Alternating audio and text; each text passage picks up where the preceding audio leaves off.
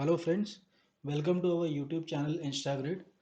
हम आशा करते हैं कि हमारे करंट अफेयर्स के टॉपिक्स आपके एग्ज़ाम पॉइंट ऑफ व्यू से हेल्पफुल साबित हो रहे हैं। अगर आप लोगों का कोई सजेशन है तो आप कमेंट बॉक्स पे प्लीज़ उसको कमेंट करें।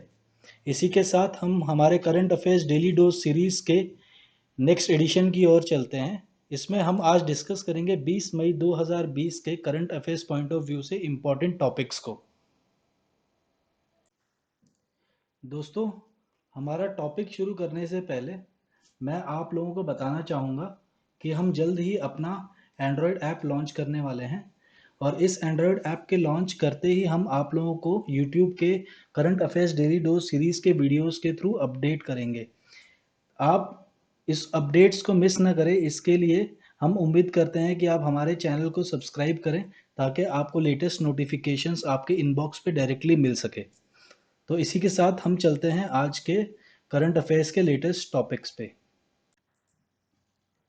आज का हमारा पहला सवाल है, हाल ही में national real estate development council का नया डीजी कौन नियुक्त किया है? हाल ही में national real estate development council का नया डीजी कौन नियुक्त किया है? इसका सही आंसर है राजेश गोयल। आइए इसके बारे में हम कुछ और डिटेल्स पता करते हैं। NARDCO, NAREDCO इसका फुल फॉर्म होता है national real estate development council. इसके जो नए डायरेक्टर जनरल जो नियुक्त हुए हैं उनका नाम है राजेश गोयल। इससे पहले राजेश गोयल यहाँ पर नियुक्त होने से पहले ही was working as a chairman and managing director in Hindustan Prefab Limited. किसमें? Hindustan Prefab Limited. उनको लगभग 37 साल का एक्सपीरियंस है विद लीडिंग पीएसयू, जो पब्लिक सेक्टर यूनिट्स होती हैं उनके साथ में 37 साल उन्होंने काम किया है under ministry of housing and urban affairs. इसके अलावा कुछ इंपॉर्टेंट टॉपिक्स जो एग्जाम पॉइंट ऑफ व्यू से इंपॉर्टेंट है वो ये है कि national real estate development council कब एस्टैब्लिश हुआ था? तो ये एस्टैब्लिश हुआ था दोस्तों 1998 में। इसके अलावा जो national real estate development council है इसका हेडक्वार्टर कहाँ स्थित है? इसका हेडक्वार्टर है नई दिल्ली में। ये दो जो आपके point of exam point of view से ये दोनों चीज़ें बड़ी इंपॉर्टेंट है। तो हमारा आज के इस जो स्लाइड से जो इम्पोर्टेंट टॉपिक बनता है वो ये बनता है कि सबसे पहले जो NAREDCO के नए डीजी कौन नियुक्त हुए हैं? उनका आंसर है राजेश गोयल। और उसके अलावा जो ये एस्टैब्लिशमेंट कब हुई थी रियल एस्टेट डेवलपमेंट काउंसिल, और इनका हेडक्वार्टर कहाँ है?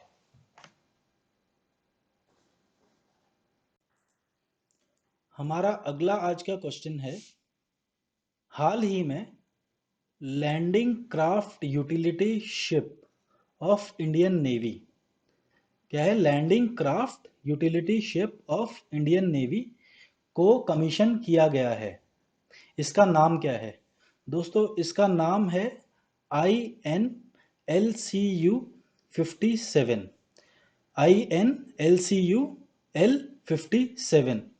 IN का फुल फॉर्म होता है इंडियन नेवी, LCU का होता है लैंडिंग क्राफ्ट यूटिलिटी शिप और L-57 इसका मॉडल नंबर है। जो लैंडिंग क्राफ्ट यूटिलिटी शिप है L-57, इसको कमीशन किया है इंडियन नेवी ने पोर्ट ब्लेयर से। और इसका जिसने इसको बनाया है वो है garden reach ship builders and engineers limited, जिसका शॉर्ट फॉर्म है GRSE। दोस्तों ये इंपॉर्टेंट है आपके एग्जाम पॉइंट ऑफ व्यू से, और साथ में ही इसको कमीशन कहाँ किया था? पोर्ट ब्लेयर में। ये भी इंपॉर्टेंट है आपके एग्जाम पॉइंट ऑफ व्यू से। ये जो है ये 7th LCU mark 4 class worship है जिसको इंडियन नेवी में इंडक्ट किया गया है रिसेंटली। इसका जो प्राइमरी रोल है वो basically transportation and deployment of जो आपके लड़ाई के टैंक्स, जो आपके आर्मर्ड व्हीकल्स होते हैं, जो मैकेनाइज इन्फेंट्री के पास होते हैं, ट्रूप्स को और इक्विपमेंट्स को, तो ये एक जगह से शिप में इसको ले जा करके दूसरी जगह पे शोर मतलब किनारे पर इसको छोड़ते हैं। अब आप यहाँ पर देखेंगे जो first ship of mark 4 LCU vessel है उसका नाम था INLCU L51। तो ये 51 जो है ये पहला था, है ना। और इसके बाद जो अब भी है 57 वो है सातवां। तो अगर आप देखेंगे, अगर याद रखने के लिए, तो इसका शॉर्टकट ये है कि 51 जो है पहला था और अब भी जो सातवां लॉन्च हुआ है उसका नाम है 57। तो ये 51 जो है ये कमीशन हुआ था इंडियन नेवी में मार्च 2017 में। ठीक है, तो तकरीबन आपका जो फर्स्ट हुआ था वो मार्च 2017 में हुआ और उसके 3 साल के बाद में, ऑलमोस्ट 3 साल 2 महीने के बाद में, आपका जो सातवां INLCU L57 है वो इंडियन नेवी में पोर्ट ब्लेयर से कमीशन हुआ है। और एक जो इंपॉर्टेंट पॉइंट है आपका एग्जाम पॉइंट ऑफ व्यू से कि चीफ ऑफ नेवल स्टाफ कौन है, उनका नाम है एडमिरल करमबीर सिंह। एडमिरल करमबीर सिंह। हमारा अगला सवाल है, कोविड-19 पैंडेमिक सिचुएशन में चरण पादुका कैंपेन, चरण पादुका कैंपेन किस राज्य ने लॉन्च किया है? तो इसका आंसर है मध्य प्रदेश। मध्य प्रदेश ने आपका चरण पादुका कैंपेन लॉन्च किया है। अब चरण पादुका कैंपेन के बारे में कुछ थोड़ा डिटेल्स में जानते हैं। चरण पादुका कैंपेन जिसको मध्य प्रदेश ने लॉन्च किया है टू हेल्प माइग्रेंट लेबर्स, जो हमारे लेबर जो एक स्टेट से दूसरे स्टेट में जा रहे हैं, ठीक है, उनके लिए चरण पादुका कैंपेन को लॉन्च किया है। इसके अंडर जो मध्य प्रदेश गवर्नमेंट है with the help of police, in migrant labours को जो नंगे पैर चल रहे हैं, जो आपके बेयर फुट चल रहे हैं, जो नंगे पैर चल रहे हैं, जिनके पास चप्पल और जूते नहीं है, उनको शूज और स्लीपर्स दिए जाएंगे। तो ये जो कैंपेन है चरण पादुका, ये कैंपेन मेनली जो पुलिस के द्वारा इनिशियली कंडक्ट हो रहा है, जो फर्स्ट फेज पर ये जब कंडक्ट हो रहा है, ये इनिशियली कंडक्ट हो रहा है आपका पुलिस के द्वारा। और ये जो इसका पहला जो पुलिस स्टेशन है जहां पर ये इसको शुरू में, फर्स्ट पुलिस स्टेशन जिसने शुरू किया है वो है राव, जो आपका पुलिस स्टेशन है इंदौर में। दोस्तों इधर पे गौर करने की बात ये है कि जो ये राव है ये इंदौर में एक जगह का नाम है और वहां के पुलिस स्टेशन जो है वो फर्स्ट पुलिस स्टेशन है जो चरण पादुका कैंपेन को ऑर्गेनाइज कर रहा है मध्य प्रदेश गवर्नमेंट की तरफ से, मध्य प्रदेश गवर्नमेंट की तरफ से। इसमें जो इंपॉर्टेंट चीजें हैं एग्जाम पॉइंट ऑफ व्यू से, वो पहला ये है कि chief minister of Madhya Pradesh कौन है? शिवराज सिंह चौहान। और वहां के गवर्नर कौन है? लालजी टंडन। दोस्तों इसके अलावा मैं आप लोगों को ये भी बताना चाहूंगा कि रिसेंटली 2-3 दिन पहले हमने एक वीडियो अपलोड किया था जो एग्जाम पॉइंट ऑफ व्यू से बहुत ही इंपॉर्टेंट था, जिसके अंदर हमने जितने भी जो हमारे इंडिया के स्टेट्स और यूनियन टेरिटरीज हैं उनके जितने भी चीफ मिनिस्टर्स, गवर्नर्स और वहाँ की कैपिटल्स को कंप्लीटली डिटेल तरीके से कवर किया था। तो मैं आप लोगों से चाहूंगा कि आप लोग उस वीडियो को पक्का देखें और अपने पास उसकी PDF को भी डाउनलोड करके रखें फॉर फ्यूचर। वो अब तक का जो यूट्यूब पे अवेलेबल जो रिसोर्स है उसमें अपडेटेड है। वो रिसेंटली हमने 3 दिन पहले ही अपडेट करके उसको यूट्यूब पे वीडियो बना करके डाला है, ताकि एग्जाम पॉइंट ऑफ व्यू से जो गवर्नर या चीफ मिनिस्टर है या स्टेट कैपिटल है, इसके ऊपर पक्का 1 या 2 सवाल आता है हर एग्जाम में। तो दोस्तों आप उस वीडियो को देखना ना भूलें। अगर आप लोगों के कोई कमेंट हो उस वीडियो पर तो आप उसमें कमेंट करें, और यदि आप लोगों को वो वीडियो पसंद आए तो आप उसको लाइक करें और अपने दोस्तों के साथ में शेयर करें।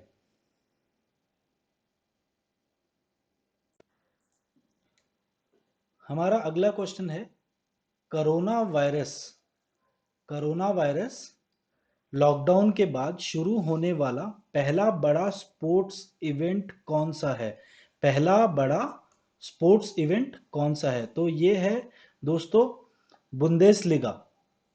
अब बुंदेसलीगा क्या है? Bundesliga primary football league of Germany है, primary football league of Germany है।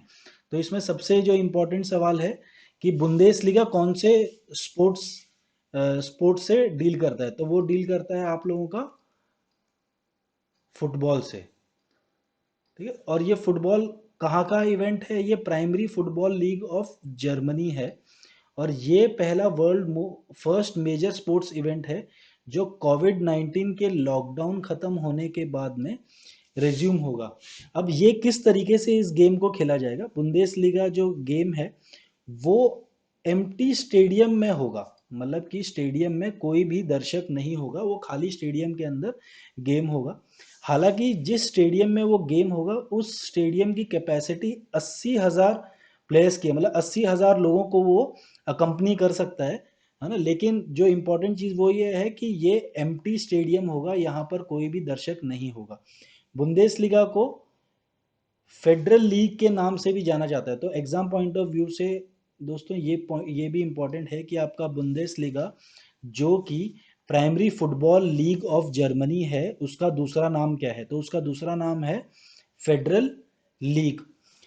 अब इसमें जो है जितने भी प्लेयर्स जो इस इवेंट में पार्ट लेंगे वो सारे प्लेयर्स का हफ्ते में 2 बार कोविड-19 का टेस्ट होता है और उन सारे प्लेयर्स को क्वारंटाइन में रखा हुआ है अलग अलग जगह से।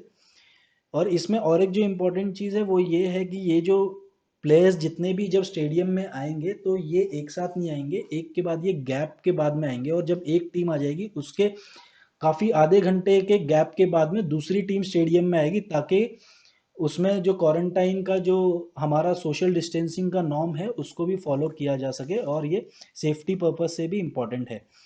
इसमें जो दूसरा इम्पोर्टेंट सवाल है, ये बुंदेसलीगा कहाँ की प्राइमरी फुटबॉल लीग है? तो ये हमने दोस्तों ऑलरेडी कवर किया है, ये जर्मनी की प्राइमरी फुटबॉल लीग है। और ये गेम जो है ये जर्मनी में शुरू हुआ था 1963 से, 1963 से। हमारा आज का अगला सवाल है, हाल ही में दो हाल ही में दो mobile indoor disinfection sprayer units develop की हैं। दो mobile indoor disinfection sprayer units develop की गई हैं, वो कौन सी ऑर्गेनाइजेशन ने डेवलप की हैं? तो हमारा इसका सही जवाब है CSIR, CMERI। तो दोस्तों ये जो mobile indoor disinfection sprayer unit है ये CSIR और CMERI का जॉइंट कोलैबोरेशन में डेवलप किया गया स्प्रेयर यूनिट है। अब सबसे पहले हम इसमें इंपॉर्टेंट चीज देखते हैं कि CSIR का फुल फॉर्म क्या होता है। CSIR होता है council of scientific and industrial research, council of scientific and industrial research. और CMERI का फुल फॉर्म होता है central mechanical engineering research institute. अब जो ये दो mobile indoor disinfection sprayer unit बनाई है, इनमें से जो पहली वाली है वो न्यूमेटिकली ऑपरेटेड है, ये पहली वाली है आपकी। और दूसरी वाली है वो है बैटरी पावर्ड, तो ये आपकी दूसरी वाली है। तो इनका शॉर्ट फॉर्म भी नाम दिया गया है POMID, pneumatically operated mobile indoor disinfection, और BPDS, battery powered disinfectant sprayer. तो ये दो डेवलप किया है। अब ये जो स्प्रेयर सिस्टम है ये डिजाइन किया गया है with 2 stage of spraying units. तो इसमें 2 स्टेज हैं स्प्रेइंग यूनिट्स के, और एक अलग से स्टोरेज टैंक इसमें लगाया गया है for clean and disinfectant the indoor areas. जो आपके इंडोर एरियाज हैं मॉल्स के अंदर या किसी एरिया के अंदर, तो उनको क्लीन करने के लिए अलग से इसके अंदर सेपरेट स्टोरेज टैंक लगाया गया है। हमारा अगला क्वेश्चन है, हाल ही में साइसेक साइसेक नाम की साइबर सिक्योरिटी ऑर्गेनाइजेशन ने स्टार्टअप्स के लिए एक प्रोग्राम लॉन्च किया है। किसने लॉन्च किया है? साइसेक एक ऑर्गेनाइजेशन है, उसने एक प्रोग्राम लॉन्च किया है स्टार्टअप्स के लिए। उसका नाम क्या है? तो दोस्तों उसका नाम है हैक। अभी हैक किसने लॉन्च किया है? ये लॉन्च किया है साइसेक ने। साइसेक का फुल फॉर्म क्या है? Karnataka centre of excellence in cyber security. जो कर्नाटका गवर्नमेंट का जो साइबर सिक्योरिटी का जो ऑर्गेनाइजेशन है, उन लोगों ने इस स्टार्टअप प्रोग्राम को लॉन्च किया है। और दूसरा ये है कि ये जो स्टार्टअप है ये आत्मनिर्भर जो भारत अभियान है इसके लिए भी हेल्पफुल होगा। इसके अंदर कुल जो है 21 स्टार्टअप कंपनियों को इनिशियली ऑन बोर्ड रखा है विथ 3 कोशॉट्स। कोहॉर्ट्स का मतलब होता है कि बेसिकली 3 टाइप की यूनिट बनाई है जिसके अंदर ये लोग जो स्टार्टअप्स हैं वो काम करेगी। एक तो 10 लोगों की, एक 1 लोगों की, और एक वर्चुअल कोहॉर्ट है जो वर्चुअली काम करेगी, जो यूनिट वर्चुअली काम करेगी, बेसिकली डिजिटल तरीके से काम करेगी। ठीक है, और ये आत्मनिर्भर के लिए इम्पोर्टेंट है, जो हमने कवर कर लिया है ऑलरेडी। और ये जो है साइसेक जो ऑर्गेनाइजेशन है, ये कहाँ पर है? ये campus of Indian institute of science, जो कि कर्नाटका में है, उसके कैंपस के अंदर है, इंडियन इंस्टीट्यूट ऑफ साइंस के। इसके अलावा जो इम्पोर्टेंट क्वेश्चन है वो ये है कि चीफ मिनिस्टर ऑफ कर्नाटका कौन है? BS येदुरप्पा। और वहाँ के गवर्नर कौन है? वाजूभाई वाला।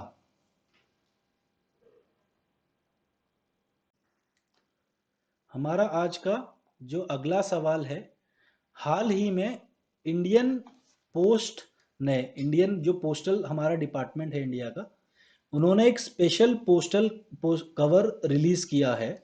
वो उन्होंने जो स्पेशल पोस्टल कवर है वो किसको समर्पित किया है? तो दोस्तों इसका आंसर है, वो उन्होंने माइग्रेंट वर्कर्स को समर्पित किया है। तो ये इंडियन पोस्ट वालों ने एक स्पेशल पोस्टल कवर जो डेडिकेट किया है माइग्रेंट वर्कर्स को, टू पे ट्रिब्यूट टू देम।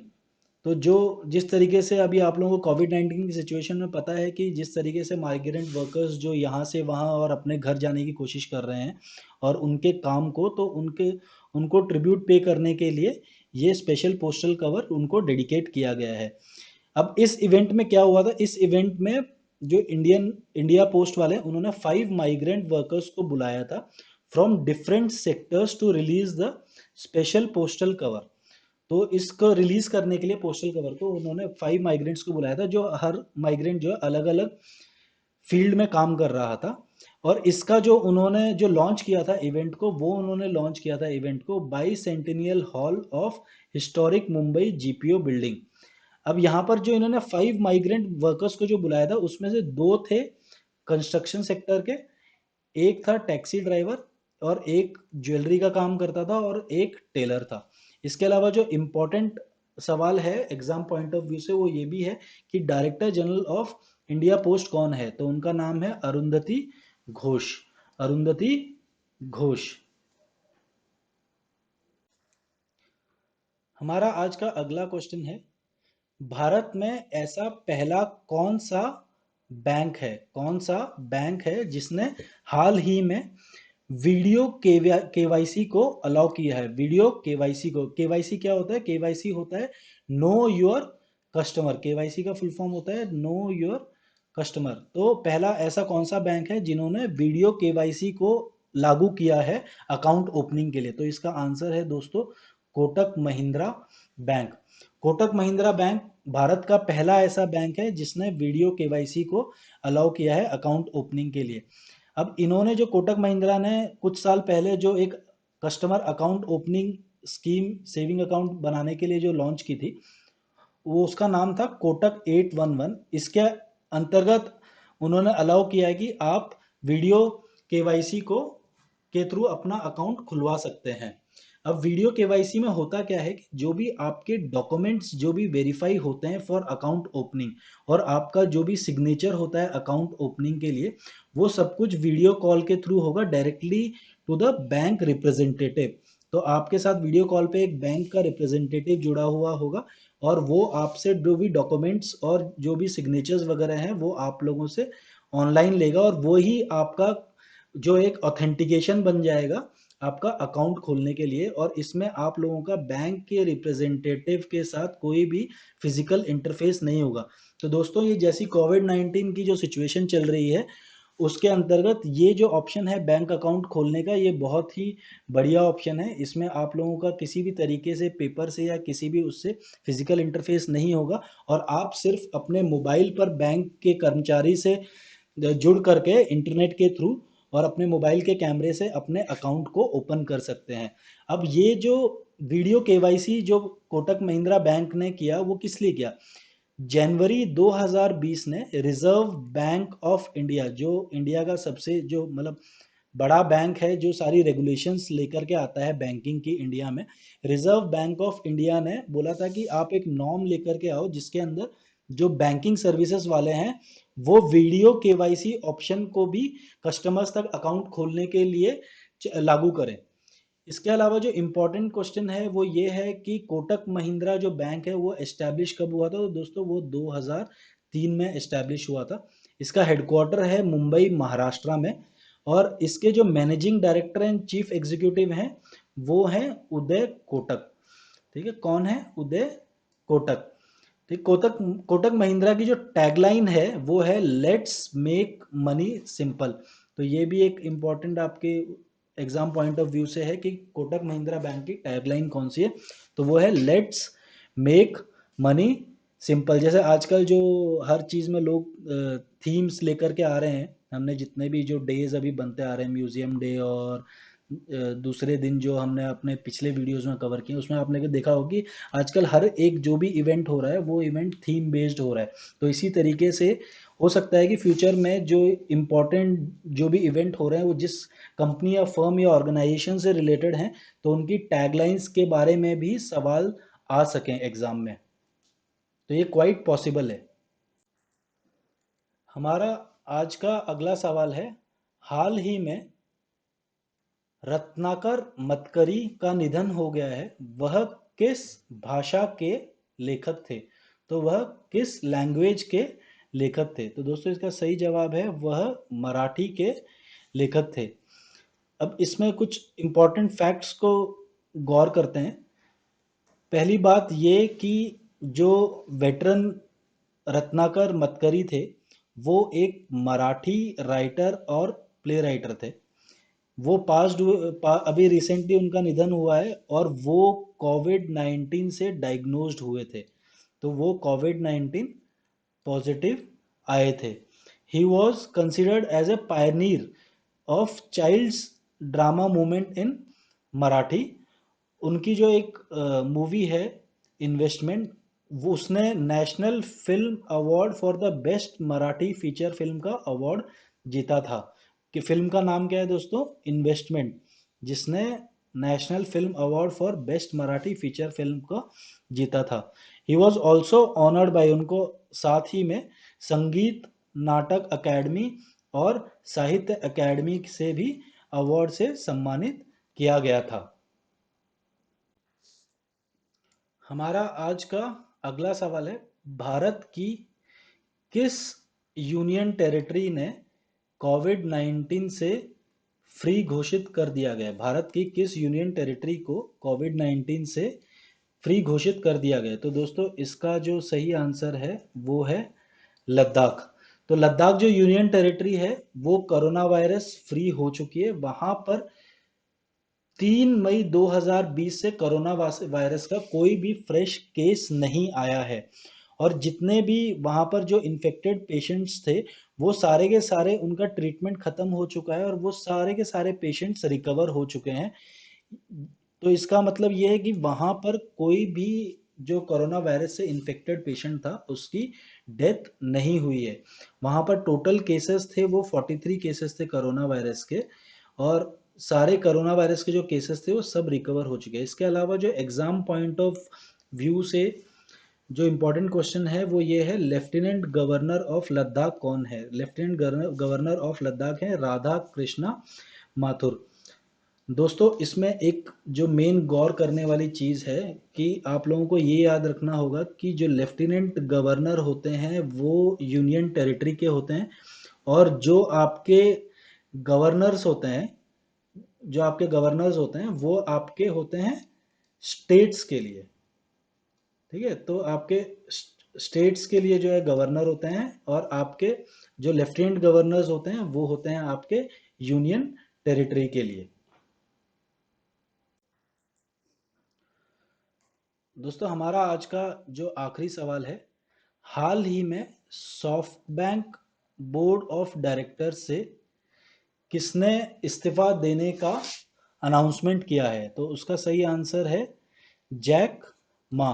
तो दोस्तों सबसे पहले जो इम्पोर्टेंट चीज़ है कि सॉफ्ट बैंक क्या है। सॉफ्ट बैंक जो है एक जापान की कंपनी है जो जितने भी जो ये स्टार्टअप्स होती हैं तो उनका वो उनमें से कुछ सेलेक्टिव स्टार्टअप्स को सेलेक्ट करके और उनको वो फंडिंग प्रोवाइड करते हैं फॉर उनके बिजनेस के लिए। सॉफ्ट बैंक एक बहुत बड़ी ऑर्गेनाइजेशन है जो इन चीज़ों के लिए फंडिंग करती है। अब जो जैक मा है इनके बारे में कुछ इंपॉर्टेंट चीज़ें जानते हैं जिसमें से कुछ आपके क्वेश्चंस आपके एग्जाम पॉइंट ऑफ व्यू से भी इम्पॉर्टेंट है। तो जैक मा है वो अली बाबा के को फाउंडर थे।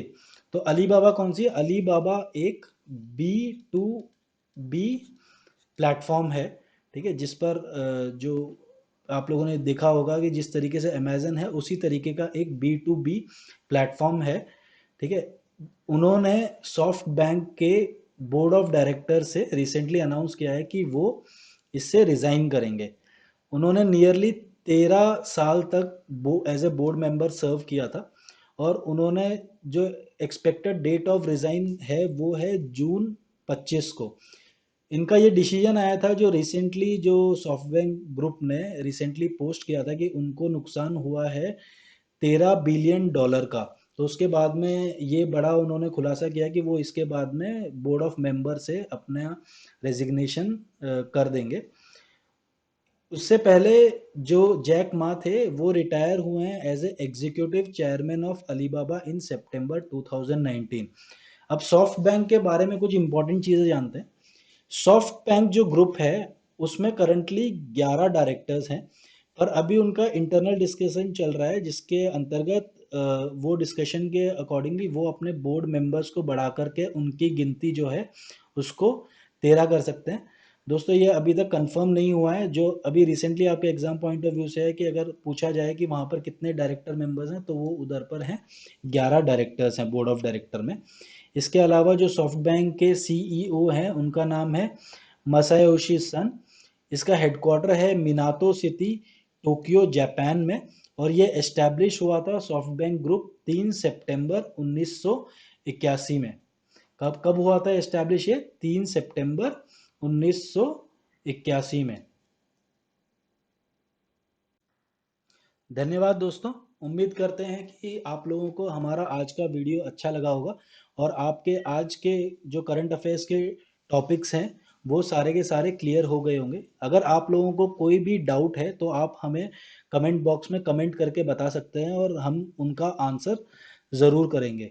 इसके अलावा हम कल फिर मिलते हैं करंट अफेयर्स की एक नई सीरीज़ के साथ में। धन्यवाद।